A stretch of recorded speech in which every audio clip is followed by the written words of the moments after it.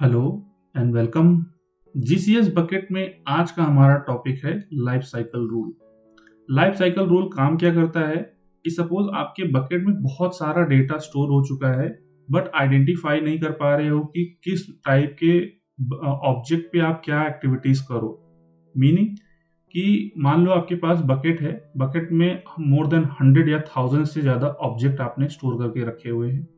अब आप चाहते हो कि एक स्पेसिफिक टाइप ऑफ डेटा को आप डिलीट करना चाहते हो कि मान लो कि इस टाइप का डेटा रहे और 30 डेज के बाद डिलीट हो जाए, या फिर आपका कोई डेटा है, आप चाहते हो कि उस डेटा का आप क्लास ट्रांसफॉर्मेशन कराना चाहते हो।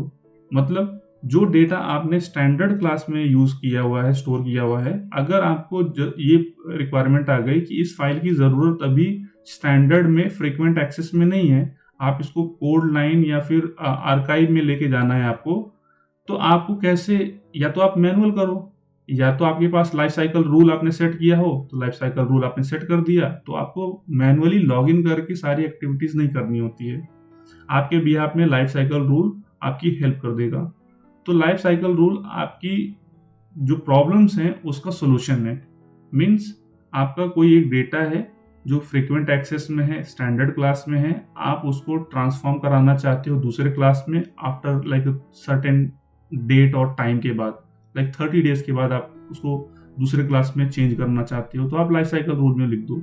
आप कुछ डेटा ऐसा है कि जो किसी फिक्स डेट के पहले वाले डेटा जितने भी होंगे वो सबको आप दूसरे क्लास में चेंज कराना चाहते हो, या फिर आप कुछ दिन के बाद डेटा डिलीट करना चाहते हो। ऐसी सारी एक्टिविटीज के लिए हम क्या करते हैं, लाइफ साइकिल रूल का यूज करते हैं।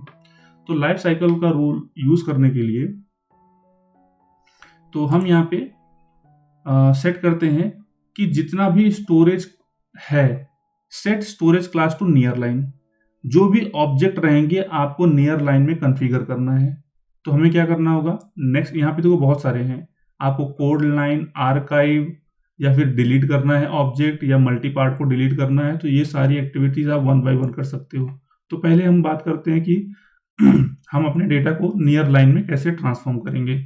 इसमें लिखा हुआ है कि best for backup and data access less than once a month. Continue पे जाते हैं। अगर आप किसी ऑब्जेक्ट के प्रीफिक्स के ऊपर या सफिक्स के ऊपर ये अप्लाई करना चाहते हो, मींस कोई डेटा का जो इनिशियल कीवर्ड है उसके ऊपर मैच कराना चाहते हो, या फिर सफिक्स उसके लास्ट वाले कीवर्ड के ऊपर मैच कराना चाहते हो, तो आप ऐसा कर सकते हो। आप सेट कर सकते हो एज कंडीशन कि 30 डेज के बाद हमारा डेटा जो है ट्रांसफॉर्म हो जाए, जो स्टोरेज स्टैंडर्ड में है वो नियर लाइन में चला जाए। या फिर क्रिएटेड बिफोर, किसी पर्टिकुलर डेट के पहले अगर आपका कोई डेटा क्रिएट हुआ है तो उसको आपको ट्रांसफॉर्म कराना है। या फिर आप स्टोरेज क्लास को मैच कराना चाहते हो कि जितने भी स्टैंडर्ड क्लास के ऑब्जेक्ट होंगे, मान लो कि आपके बकेट में बहुत सारे टाइप के standard, near line, code line, archive type के डेटा होंगे, बट आप चाहते हो स्पेसिफिकली स्टैंडर्ड क्लास को ट्रांसफॉर्म कराना दूसरे क्लास में, तो आप ऐसा यहाँ पे यूज कर सकते हो। और इसके बाद आप यहाँ से कंटिन्यू पे जाओ और यहाँ से क्रिएट कर दो रूल आपका क्रिएट हो जाएगा। इसमें हमने क्या की है, 3 कंडीशंस लगाई हुई हैं। एक 30 डेज से ज़्यादा का डेटा हो जाएगा तो वो नियर लाइन में कॉपी कराना है, ट्रांसफॉर्म कराना है, या फिर जो पर्टिकुलर 26 अप्रैल से पहले के डेटा हैं वो, और तीसरा क्या है कि जो स्टैंडर्ड क्लास के डेटा होंगे वो। फिर दूसरा रूल लगा दो आप कि किसी को आर्काइव में करना है, तो सब कुछ सेम रहेगा, प्रीफिक्स, सफिक्स, एज। आप यहाँ पे बता दो कि 60 डेज के बाद जो भी डेटा रहेगा वो 60 डेज के बाद वो आर्काइव में चला जाएगा या कोड लाइन में चला जाएगा। या क्रिएटेड बिफोर में आप बता दो कि इसके पहले का जो भी डेटा क्रिएटेड होगा वो जो है ट्रांसफॉर्म हो जाएगा। सेलेक्ट स्टोरेज क्लास, कि मैं स्टोरेज स्टैंडर्ड और नियर लाइन में जो भी डेटा रहेंगे उनको मैं कोड लाइन में ऐसा कन्वर्ट करना चाहता हूँ। तो और ये भी है कि जब आप इसको अप्लाई करोगे ये 24 आवर्स लेगा इफेक्ट लाने में, ठीक है। तो इस बात का आपको ध्यान देना है कि आप किस टाइप का डेटा या किस टाइप का स्टोरेज क्लास या जो भी आप एक्टिविटीज करने वाले हो, सपोज मान लो कि आपको डेटा डिलीट करना है।